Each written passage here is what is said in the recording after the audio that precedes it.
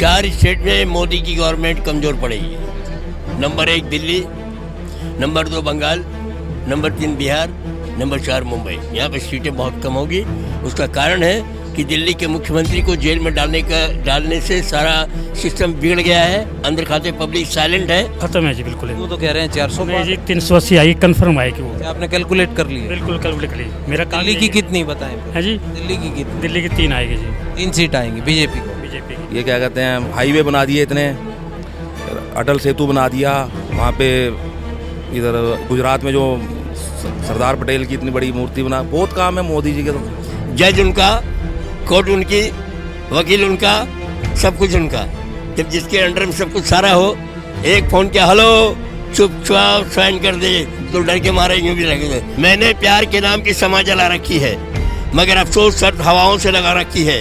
न जाने चांदनी चौक की कौन सी गलियों से मीडिया वाले आ जाएं, इससे मीडिया वालों के लिए चांदनी चौक की हर गलियां मैंने फूलों से सजा रखी है। अच्छा, आप तो शायर निकले हैं। प्रधानमंत्री मोदी जी रहे या कोई और रहे, देश चलता रहेगा यूं ही। आप तो गालिब हैं पूरे। जिंदगी किसी की मोहताज नहीं होती, दोस्त किसी की जज्बात नहीं होती। कुछ तो ख्याल आया होगा दुनिया बनाने वाले को, वरना आज चुनाव के बहाने आप जैसे मीडिया वालों से हमारी मुलाकात न होगी।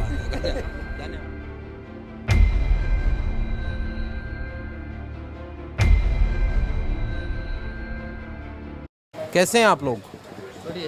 कहाँ से हैं? यहीं से हैं आप लोग?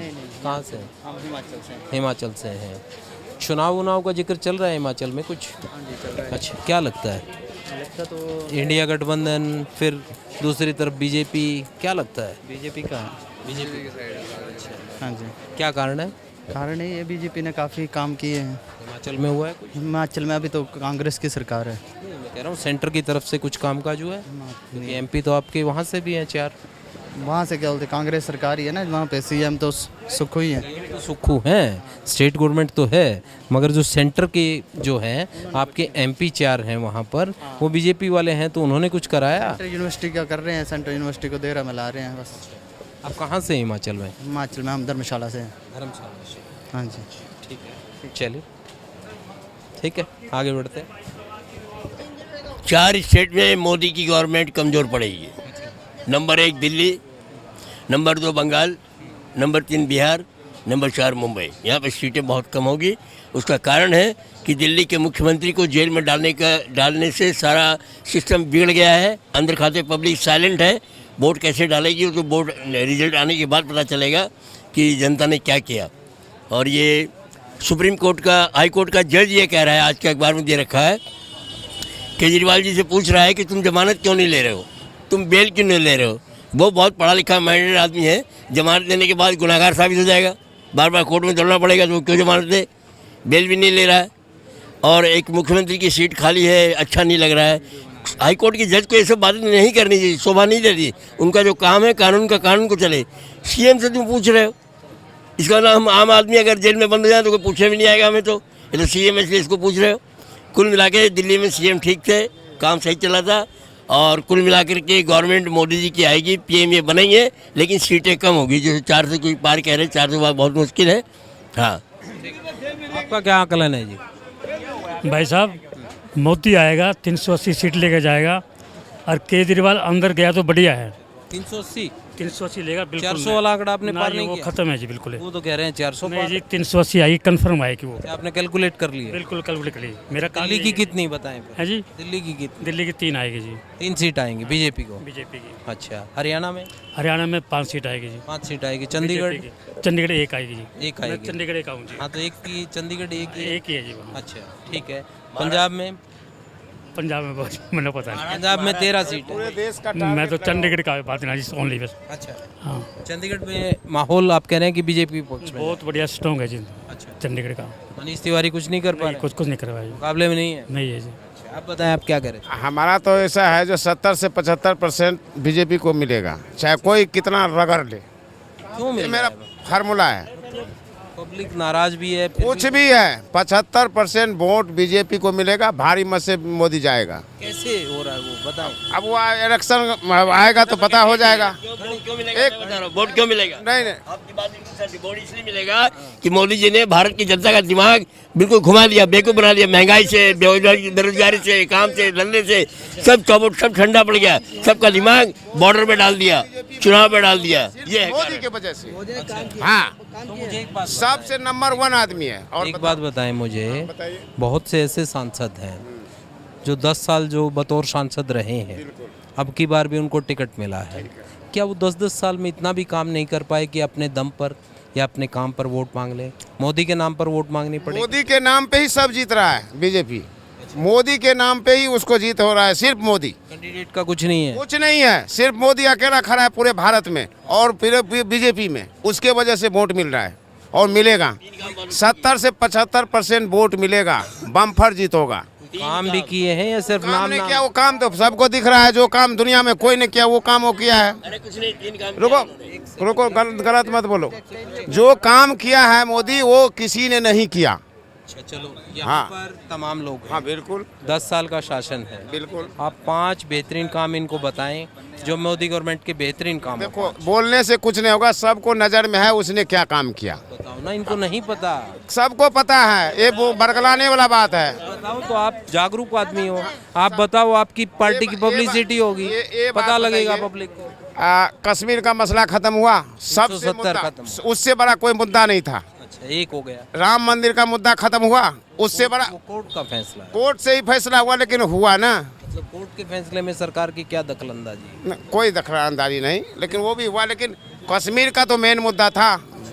दो मैंने फिर भी आपके 2 काम कर लिए, 3 हाँ। और बताएं। अब तीन क्या क्या अब हमसे जानना चाहते हैं? करें, काम बहुत किए हैं, आपको 5 काम याद नहीं है काम तो बहुत किया, तो फिर गिनाओ 5 काम। क्या गिनाएंगे बताइए। आप 5 काम नहीं गिना पा रहे हो यार। अब ये जो गरीब आदमी को जो 5 लाख का जो ये दवाई जो दिया फ्री में, आयुष्मान भारत की बात। ये काम नहीं है। अच्छा, ये भी आयुष्मान बहुत बड़ा भारत काम 3 हो गया। किसी ने दिया था क्या? कोई गरीब को 5 लाख का? हाँ? कार्ड है आपके पास? क्यों? हम कभी बीमार नहीं हुए, हम बनाए नहीं, हम स्वस्थ हैं। फायदा क्या हुआ? जो बनाया उसको मिला है। नहीं, 1 मिनट, जो बनाया उसको मिला है। वैक्सीन लगवाई थी वो कोविड में? हाँ, लगाए थे। कौन सी लगवाई? अब हमको तो मालूम नहीं कौन सा जो था दिया जो उस समय। एक वैक्सीन के बारे में आ गया है कि उस वैक्सीन वालों ने कबूल लिया कोर्ट में। डॉक्टर साहब, इसकी वजह से जो खून के थक्के जम रहे हैं लोगों में, ब्रेन स्ट्रोक हो रहा है, हार्ट अटैक हो रहे हैं, और उसका परीक्षण ढंग से नहीं हुआ और लोगों को लगा दिए गए टीके। हमको तो नहीं हुआ ऐसा। नहीं, आपको नहीं हुआ, जिन लोगों को हुआ है उनके लिए जिम्मेदार कौन है? बीमारी तो कई हो सकता है, किसी को भी हो सकता है। अगर किसी के शासन में ऐसी कंपनी टीके बेचती है तो कौन जिम्मेदार है? हाँ, अगर टीका में अगर कोई फॉल्ट है तो सरकार जिम्मेदार है। सरकार को उस कंपनी का हिसाब लेना चाहिए हिसाब बिल्कुल बराबर लेना चाहिए। या फिर उससे इलेक्ट्रल बॉन्ड के जरिए पैसा लेना चाहिए? नहीं, उसको हिसाब लेना चाहिए बराबर। वो तो इलेक्ट्रल बॉन्ड के जरिए पैसा ले लिया उनसे, अब उनको कुछ कह ही नहीं रहे हैं। अब हम इतना क्या बता सकते हैं? इतना सीखिए भाई। हाँ, दो बताएं तीन आप। दो तीन काम मोदी जी ने अच्छे किए। ताला खोला था कांग्रेस ने, खोलने की जरूरत नहीं, खुलवा दिया राम मंदिर का। उसके बाद इतने दिनों तक मंदिर की आड़ में चुनाव जीतते रहे, चलता रहा, पब्लिक को बेवकूफ़ बनाते रहे। ये इंदिरा गांधी के बाद, भारत की सुपरहिट प्रधानमंत्री श्रीमती इंदिरा गांधी के बाद अगर कोई प्रधानमंत्री आया है तो वो नरेंद्र मोदी है। बहुत मास्टरमाइंड। और एक अमित शाह, ये 2 आदमी सारा काम करे। तीसरा राजनाथ सिंह, तो जो भी है ये 2, और कुल मिलाकर के मोदी जी ने मंत्री हैं वो। राजनाथ सिंह आप ऐसे ही मंत्री है, लेकिन मोदी जी की तरह मत बोलो आप। 1 मिनट साइलेंट बोलने दो, शांत रहो। हर आदमी की मेमोरी अलग है। मोदी जी ने मंदिर का मुद्दा निपटा दिया, पता भी नहीं चला मंदिर कब बना, कब कारीगर काम कर रहे हैं। निपटाया, कोर्ट ने निपटाया, मैं ये कह रहा हूँ। और मेरे हिसाब से तो बुरा लगना नहीं चाहिए पीएम प्रधानमंत्री को। मैं इस मीडिया के माध्यम से बोल रहा हूँ, जज उनका, कोर्ट उनकी, वकील उनका, सब कुछ उनका।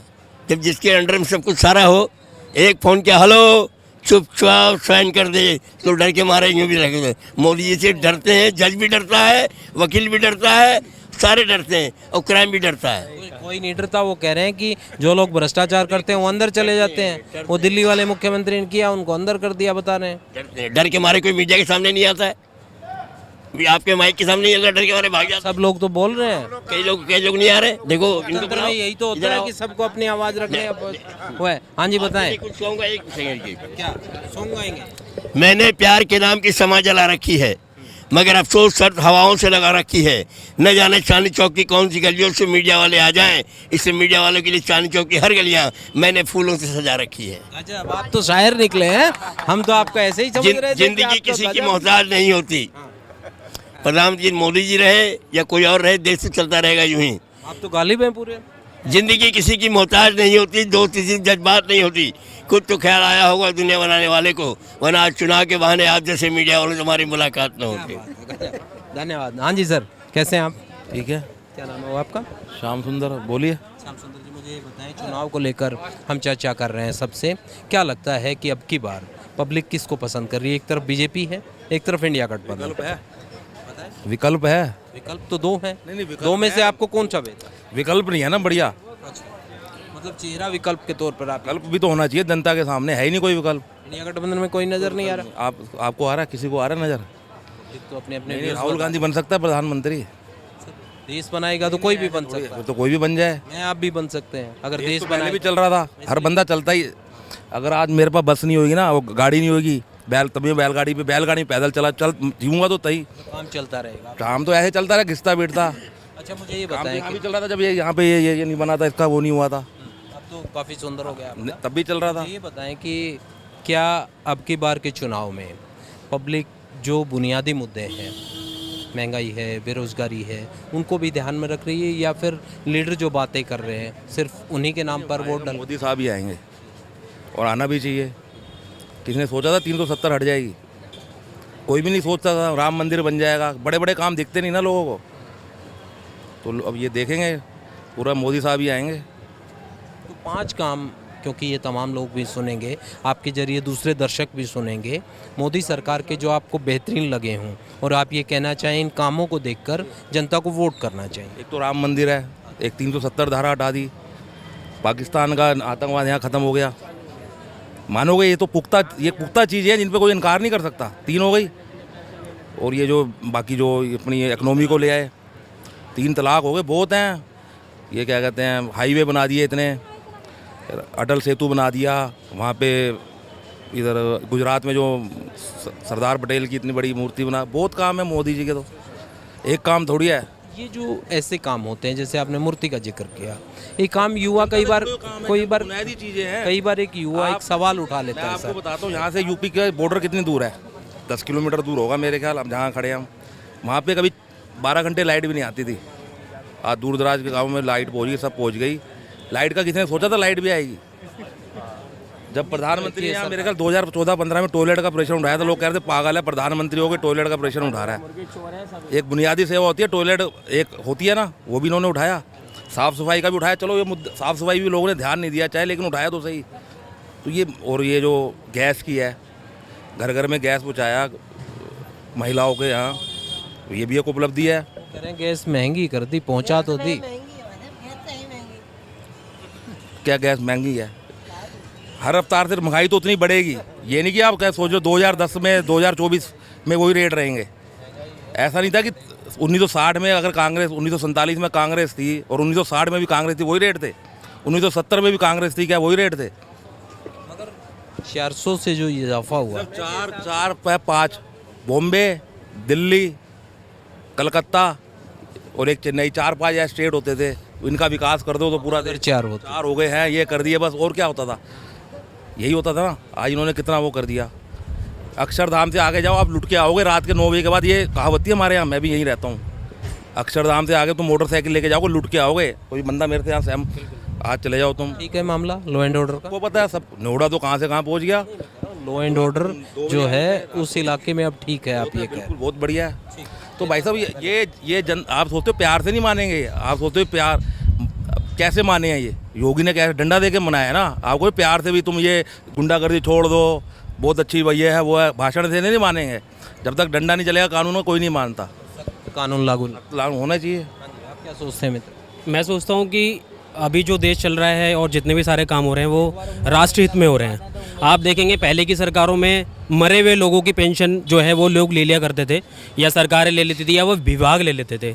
आज की तारीख में प्रैक्टिकली वो लोग जाते हैं, अंगूठा लगाते हैं या OTP आता है, फिर उनके खाते में पैसे आते हैं। ट्रांसपेरेंसी हुई है। ट्रांसपेरेंसी काफ़ी हो गई है काम के अंदर। अभी आप देखेंगे भ्रष्टाचार का जो मुद्दा है वो सबसे बड़ा मुद्दा है इस टाइम। अगर आप देखेंगे कहीं भी सब लोग मतलब इसी चीज़ से परेशान थे। अभी जो आम आदमी पार्टी बनी है पिछले 10-12 सालों से, उनका भी यही राग था कि भ्रष्टाचार ख़त्म करेंगे। दिल्ली वाले अगर उनको लाए तो वो सिर्फ एक भ्रष्टाचार का मुद्दा ही था जिसके वो लोकपाल के लिए भ्रष्टाचार के लिए लेकर आए, लेकिन ऐसा कुछ लगा नहीं है कि किसी भी तौर पे उन्होंने इस चीज़ को ख़त्म करा, या हो सकता है कोशिश की हो लेकिन वो उस आधार तक नहीं पहुंच पाए। और जो ये जो सरकार है, ये जो गवर्नमेंट है, ये सबको बराबर लेके चल रही है। ऐसा है हमारे मुस्लिम भाई कई बार ऐसे सोचते हैं कि हमारे लिए क्या कर रहे हैं या कुछ क्या कर रहे हैं, लेकिन उनको अगर ज़मीनी स्तर पे हम जाके देखते हैं तो आप देखेंगे प्रधानमंत्री आवास योजना के सबसे ज़्यादा घर उन्हीं के पास है। प्रधानमंत्री ये कहते हैं ज़्यादा बच्चों वाले बताते हैं, कभी उनको भाषण में कहते हैं, अभी राजस्थान में उन्होंने कहा, ऐसा भाषण तो नहीं देना चाहिए। नहीं, भाषण भी आप देखिए कितनी भी सरकारें आती हैं, भाषण को सिर्फ मुद्दा नहीं बना सकते हम। ये कह रहा हूँ देश के मुखिया को उसकी नज़र में सब जाति पाति धर्म और मजहब से ऊपर उठकर देखना चाहिए। उनका कहने का मतलब ये है कि हम जो भी पहले आप ये समझिए जो रिटर्न भरते थे पहले, मैं ये बात मतलब आपको हवा में नहीं कह रहा हूँ, ये सब ज़मीनी स्तर से बातें उठी हुई हैं। आप देखेंगे इनकम टैक्स भरने वाले पिछले 10 साल में जो संख्या है वो कम से कम ऑलमोस्ट 50% अबव हो चुकी है। आप मतलब रिकॉर्ड उठा के देखिए, आप RTA भरिए, उसमें आपको जवाब मिलेगा, तब आपको पता चलता है। ऐसी व्हाट्सएप वाली और फेसबुक वाली बातें तो कोई भी कर सकता है, यहाँ खड़ा होकर कोई भी कर देगा। लेकिन अभी जैसे भाई साहब ने बोला कि हम देखते हैं कि वहाँ कानून व्यवस्था पहले कैसी थी और कैसी है, तो फ़र्क है, हर चीज़ में दिखता है, हर नागरिक को दिख रहा है ये फ़र्क। तो इन्फॉर्मेशन का जो जिसकी आप कह रहे हैं अभी, वो कांग्रेस के वक्त का एक कानून था जिसको आज आप अच्छे तरीके से यूज़ कर पा रहे हैं। ठीक है, अपने अपने टाइम में सब अच्छी चीज़ें करते हैं, उन्होंने भी करनी चाहिए थी, कोई नई बात नहीं, सरकार का काम होता है करना। मैं आपसे एक बात पूछना चाहता हूं, क्योंकि लोग इस बात को लेकर सवाल उठा रहे हैं, इलेक्ट्रल बॉन्ड का जिक्र कर रहे हैं लोग कि बीजेपी एक तरफ तो कहती है कि भ्रष्टाचार को हम रोक रहे हैं, दूसरी तरफ इलेक्ट्रल बॉन्ड के जरिए भ्रष्टाचार कर लिया है। सुप्रीम कोर्ट में जो चीज़ें निकल कर आई उसको लेकर लोग सवाल उठा रहे हैं और विपक्ष भी सवाल उठा रहे हैं। इलेक्ट्रल बॉन्ड्स जो है वो ट्रांसपेरेंसी के लिए है कि आपके पास अगर पैसा आया है, आप कहीं किसी स्टेट से या किसी पर्टिकुलर जगह से चुनाव लड़ रहे हैं, तो कई सारी पार्टियां होती है या कई सारे लोग होते हैं जो हमें मतलब किसी भी थ्रू पैसा देते हैं। तो ऐसे लोग हैं जिनको लेकर सवाल ये उठ रहा है कि जिन कंपनीज़ की नेटवर्थ उतनी नहीं थी उनसे ज़्यादा उन्होंने चंदा दे दिया।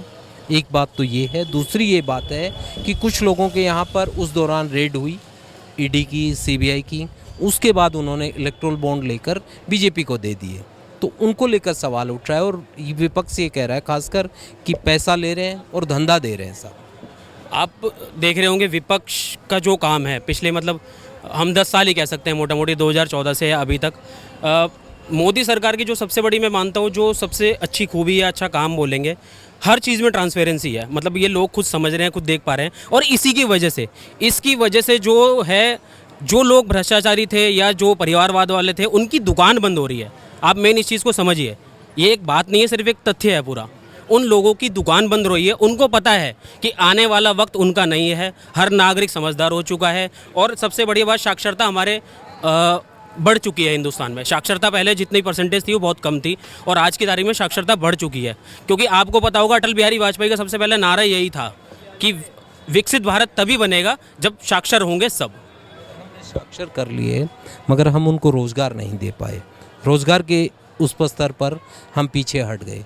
साक्षरता में हम ऊपर आ गए, बेरोज़गारी फैल गई, उसको लेकर सवाल। बेरोज़गारी बढ़ने का एक सबसे कारण बड़ा ये मानना पड़ेगा कि आप देखिए जनसंख्या भी रेगुलर उसी रेशो से बढ़ रही है, इवन उससे कहेंगे डबल। हम कभी चाइना से पीछे थे, बहुत पीछे थे, अभी हम चाइना से आगे हैं। ऐसा नहीं है कि विभागों में नौकरियां नहीं हैं। जनसंख्या वाली बात को मैं ये मानता हूँ कि जनसंख्या उसमें से एक कारण है, मगर सरकार ने अपने स्तर पर जनसंख्या को कंट्रोल करने के लिए या फिर बेरोज़गारी को कम करने के लिए क्या किया, ये सवाल।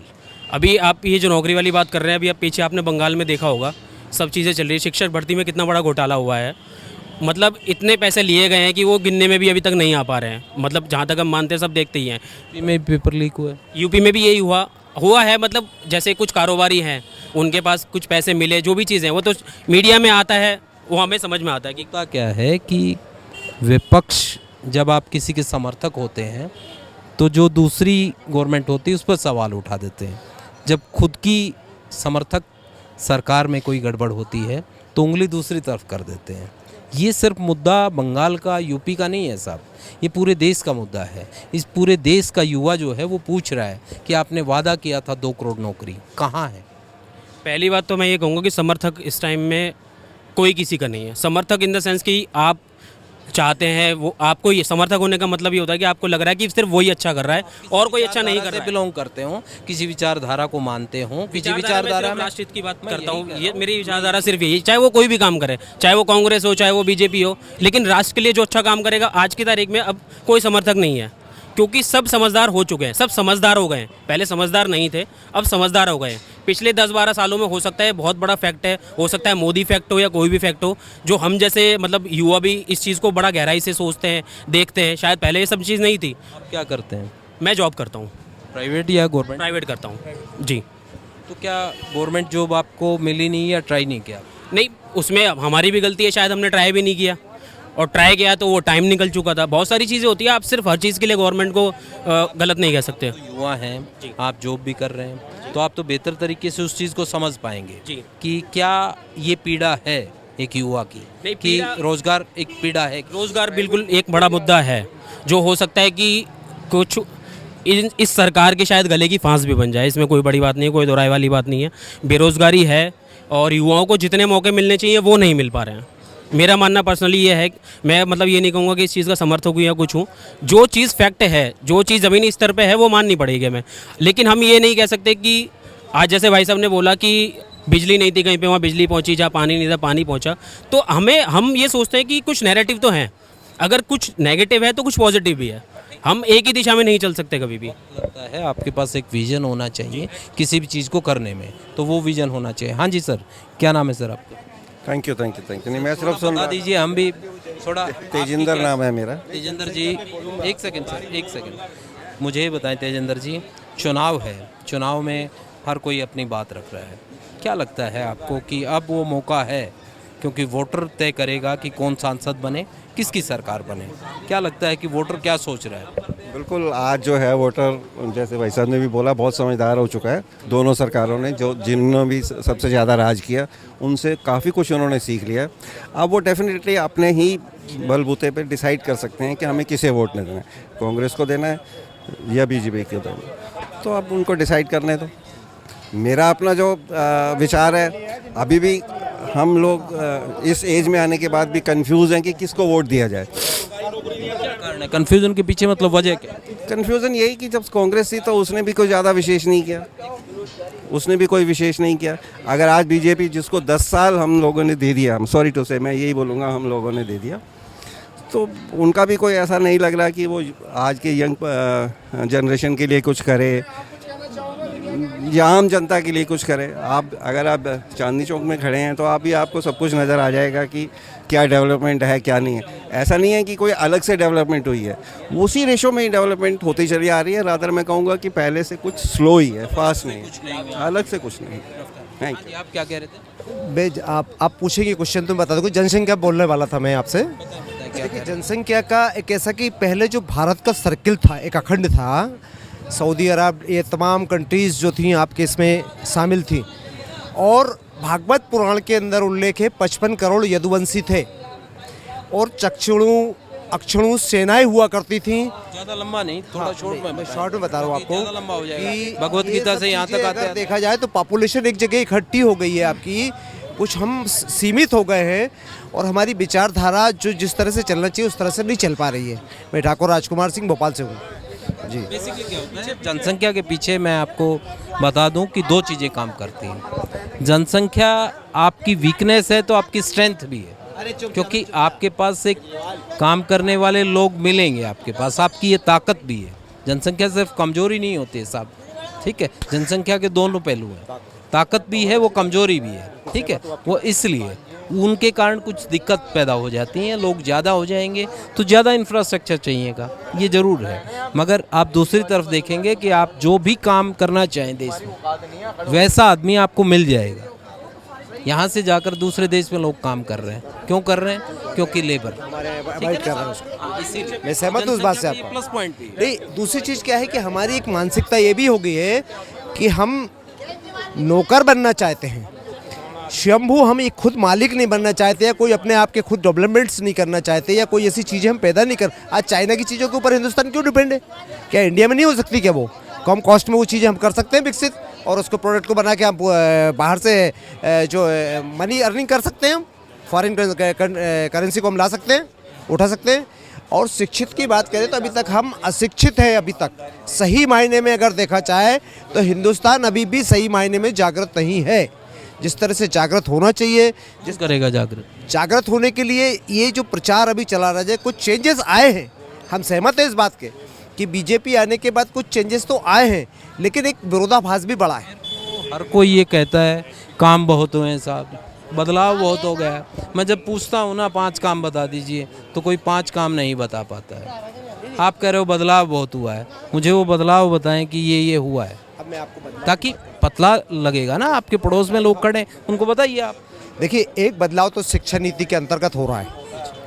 शिक्षा नीति में बदलाव लाने की पूरी कोशिश की जा रही है। शिक्षा नीति तो नहीं ले आए हैं, नेशनल एजुकेशन पॉलिसी बनाई है, इसी गवर्नमेंट में बनी है, नई पॉलिसी बना दी, ठीक है। उसको आप बेहतर मानते हैं? अच्छा, जब फॉलो होगी तब हम बेहतर मानेंगे। और सबसे बड़ी चीज़ की शिक्षा नीति वो है कि जैसे यंग लोग हैं जो, या आने वाली जनरेशन है, उसके लिए कुछ रोजगार, मतलब स्वयं को विकसित करने के लिए, स्वयं के प्रोडक्ट फॉरेन करेंसी अर्जित करने के लिए कुछ ऐसी चीज़ें लाई जाएँ, टेक्निकली शिक्षा लाई जाए कि रोजगार परक जो वो है शिक्षा वो आए, ताकि लोगों को एम्प्लॉयमेंट मिल पाए। बिल्कुल। हाँ जी, आप क्या मानते हैं सर? देखो जी, आपने बात करा बेरोजगारी का, ठीक है। तो बेरोजगारी उन लोगों के लिए जो काम करना नहीं चाहते, ठीक है।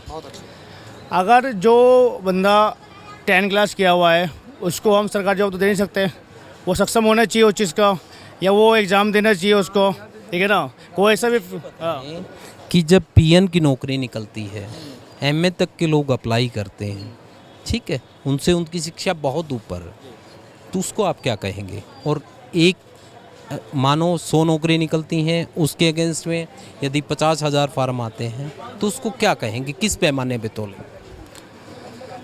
देखो जी, सरकार जो भी वैकेंसी निकालती है सरकारी जॉब में, चाहे वो 10,000 हो चाहे 5,000, हाँ। आपने जो कहा कि साहब करने वाले के लिए काम है, वो काम ही मांग रहे हैं, तो उनके लिए काम तो है नहीं, फिर उतना काम तो नहीं है। नहीं, उतना काम है नहीं, वो तो पता है सबको कि उतना काम सरकार लिखाती नहीं है। उतना काम जितना वैकेंसी होती है उतनी लिखाती है।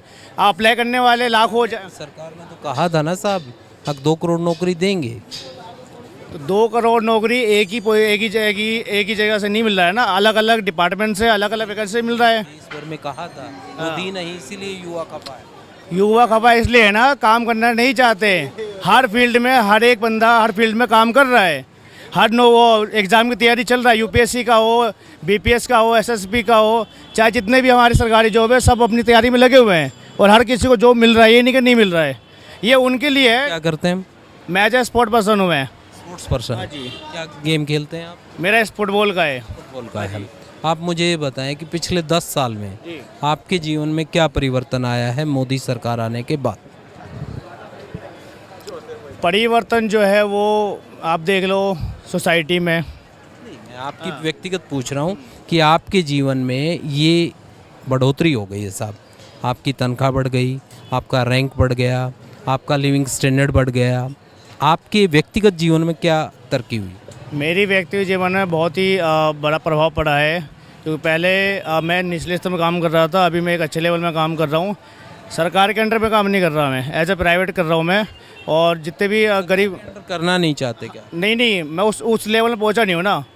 अब मैं ये बोल दूँगा मेरी क्षमता वो है सरकारी जॉब वाली। आपने स्पोर्ट्स में क्या मतलब डीपी का कोर्स किया हुआ है, डीपीएड की हुई है, बीपीएड कर रखी, क्या कर रखा है?